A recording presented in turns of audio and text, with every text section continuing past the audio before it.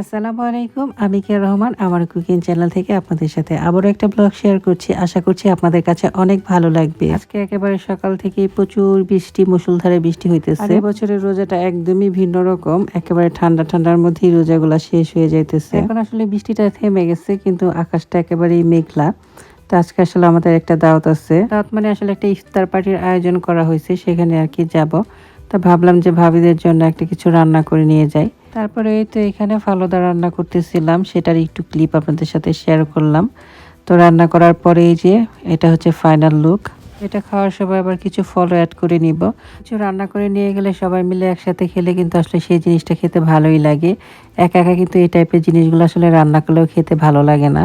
Normally আসলে দেখা গেছে রোজার মধ্যে আমি রাতের বেলায় রান্না করি। তো আজকে যেহেতু একটা জায়গায় বেড়াতে যাব, তো ভাবলাম যে দুপুরে রান্না বান্না শেষ করে রেখে যাই। আজকে সাহারিতে আসলে খুবই সিম্পল কিছু রান্না করব ভাবছিলাম। তো তারপরে এই যে এখানে চিংড়ি মাছগুলো বেছে ভাবলাম জুকিনি দিয়ে রান্না করি। আর এখানে অরতা মাছটাও রান্না করলাম। তো পালং শাক দিয়ে আসলে অরতা মাছ রান্না করছিলাম। তো রান্নাটা আসলে দেখতে সুন্দরই হয়েছে।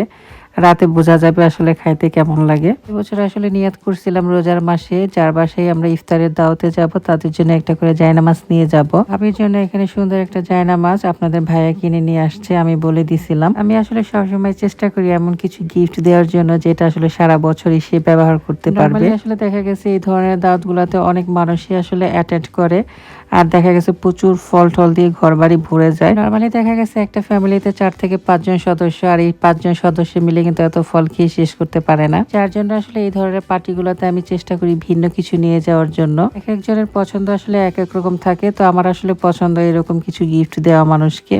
তো যাই হোক, এখানে ভাবিদের বাসায় আমরা ইফতারির পর্ব শেষ করলাম। তারপরে ভাবি আবার হালিম রান্না করছে, সেখানে আবার নান রুটিও তৈরি করতেছিল। ভাবি এখানে একটা নান রুটি তৈরি করছে, নান রুটিটা দেখতে অনেকটা অ্যাপেলের মতো হয়েছে। তো সে বলতেছিল যে এটা নাকি আমার জন্য সে তৈরি করছে, মানে হচ্ছে আইফোনের নান রুটি সে আমার জন্য তৈরি করছে। সেটা নিয়ে আসলে আমরা সবাই অনেক হাসাহাসি মজা করলাম।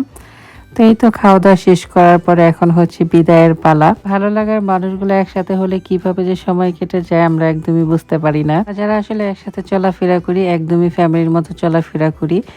সংখ্যায় মানুষ অনেক কম হলেও সবার মধ্যে আন্তরিকতা অনেক বেশি। আসলে যে কয়েকটা ফ্যামিলি একসাথে হই সবাই সবাইকে অনেক বেশি রেসপেক্ট করি। লাইফে আসলে এটাই দরকার, এর চেয়ে বেশি একদমই চাওয়ার নাই পাওয়ার নাই। যদি আসলে লাইফ থেকে হারিয়ে যায় একদমই কষ্ট পাবেন না, সামনে দেখবেন আপনার কাছে অনেক ভালো ভালো মানুষ আসবে। যে মানুষগুলো আসলে আপনাদের লাইফে আসবে দেখবেন সেই মানুষগুলো আপনাদের কিন্তু অনেক বেশি সম্মান করবে। তো যাই হোক, এই তো আমরা খাওয়া দাওয়া শেষ করলাম, তারপর এখন বাসার দিকে রওনা হয়ে যাচ্ছি।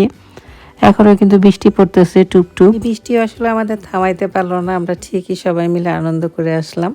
এটাই আসলে ভালো লাগা, ভালোবাসা। তো আজকের মতো এই পর্যন্তই। সবাই অনেক ভালো থাকবেন। আসসালামু আলাইকুম।